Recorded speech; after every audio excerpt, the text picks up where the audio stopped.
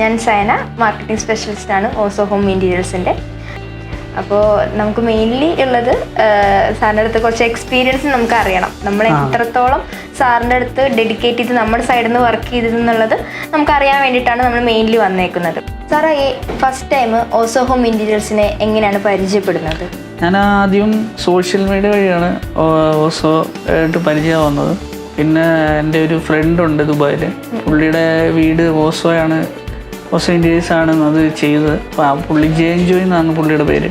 അപ്പോൾ പുള്ളി നല്ല രീതിയിലുള്ള ഒരു ഫീഡ്ബാക്കാണ് എനിക്ക് തന്നത്. അപ്പോൾ അത് പ്രകാരമാണ് ഞാൻ പിന്നെ നിങ്ങളുടെ ടീമിനെ കോൺടാക്റ്റ് ചെയ്യുന്നതും ബാക്കിയുള്ള ഡ്രോയിങ്സും കാര്യങ്ങളും എല്ലാം ഞാൻ ചെയ്തതും.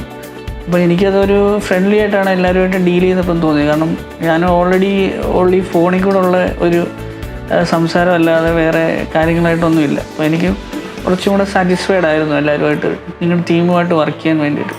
ആക്ച്വലി സാർ അബ്രോഡാണെന്ന് പറഞ്ഞു. അപ്പോൾ എങ്ങനെയായിരുന്നു ഇവരായിട്ടുള്ള കണക്ഷനും അതേപോലെ തന്നെ എങ്ങനെയാണ് കറക്റ്റായിട്ട് കോർഡിനേറ്റ് ചെയ്യാൻ പറ്റിയത്?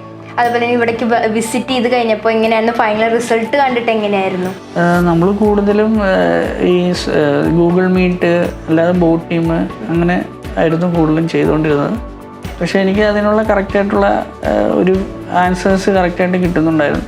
നമ്മൾ ഒരുപാട് ഇതിനകത്ത് ഡിസൈൻ ചേഞ്ചസൊക്കെ ഉണ്ടായിരുന്നു. അപ്പോൾ എല്ലാ രീതിയിലും നിങ്ങളുടെ ഓസോയുടെ ഡിസൈനേഴ്സ് നമ്മൾ അതേ രീതിയിൽ നല്ല രീതിയിൽ സപ്പോർട്ട് ചെയ്തു. പിന്നെ നമുക്ക് കുറച്ച് ഐഡിയാസ് നമ്മൾ കൂടുതലും അവിടുന്ന് കണ്ടിട്ടുള്ളതും പലതുമായിട്ടുള്ള കാര്യങ്ങൾ പറഞ്ഞു കൊടുത്തപ്പോഴും എല്ലാവരും അവരത് അക്സെപ്റ്റ് ചെയ്യുകയും നമ്മൾ ആ ഒരു ഡിസൈനിലേക്ക് വരാനും സാധിച്ചു. നമ്മളുടെ ഈ 3D പ്രൊജക്റ്റ് സാറിൻ്റെ കയ്യിൽ കിട്ടുമ്പോൾ അത് നമ്മൾ റിയാലിറ്റിയിലോട്ട് വന്നപ്പോൾ സാർ എത്രത്തോളം സാറ്റിസ്ഫൈഡ് ആയിരുന്നു?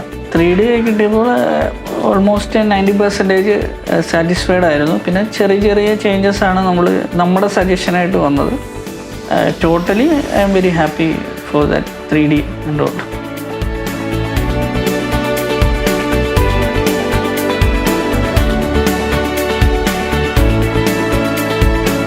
എങ്ങനെയായിരുന്നു മാം ഈ ഓപ്പൺ കിച്ചൺ ബ്രേക്ക്ഫാസ്റ്റ് കൗണ്ടർ എങ്ങനെയായിരുന്നു ഈ കോൺസെപ്റ്റ് നമ്മൾ ഓസോ ആയിട്ട് ഇംപ്ലിമെൻറ്റ് ചെയ്തത്? പിന്നെ ഈ ഒരു കളർ എങ്ങനെയായിരുന്നു? ഈ കിച്ചണിൻ്റെ ഈ കൺസെപ്റ്റ് വന്നപ്പോൾ തന്നെ ഞാൻ അവരോട് ആവശ്യപ്പെട്ടത് എനിക്കൊരു ഓപ്പൺ കിച്ചൺ ബ്രേക്ക്ഫാസ്റ്റ് കൗണ്ടർ വേണമെന്നാണ്. ഞങ്ങളുടെ കിച്ചൺ ഭയങ്കര ചെറുതാണ്. അപ്പോൾ അവരെന്നാലും ഞങ്ങൾ ഒരുപാട് ഹെൽപ്പ് ചെയ്തു ഈ ഓപ്പൺ കിച്ചൺ കൗണ്ടറിന് വേണ്ടിയിട്ട്. അതിനുള്ള അനുസരിച്ച് ഡിസൈനാണ് അവർ ഞങ്ങൾക്ക് തന്നത്. പിന്നെ എനിക്ക് വളരെ ഡിഫറെൻ്റ് ആയിട്ടൊരു കളറായിരുന്നു വേണ്ടത്.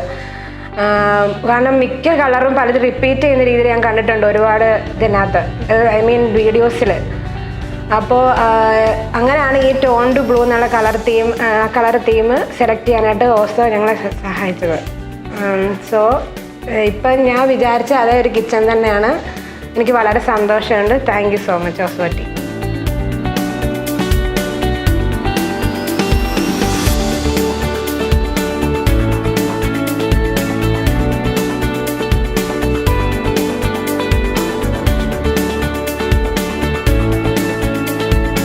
Marikutti, are you happy with your home? Yes, I'm so happy. My dad and Home Interiors are the one who built the house. Thank you so much. Thank you also Home Interiors.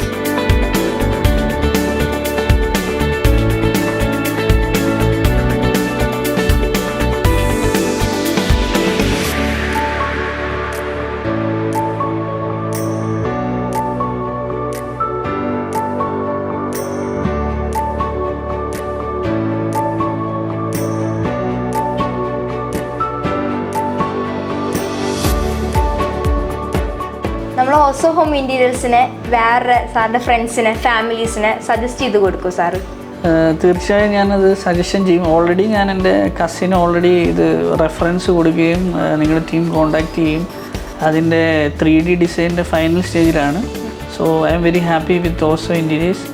Definitely ഞാൻ എന്തായാലും refer ചെയ്യും. Already ഞാൻ refer ചെയ്ത് ഇനിയും ചെയ്യും. Okay, thank you.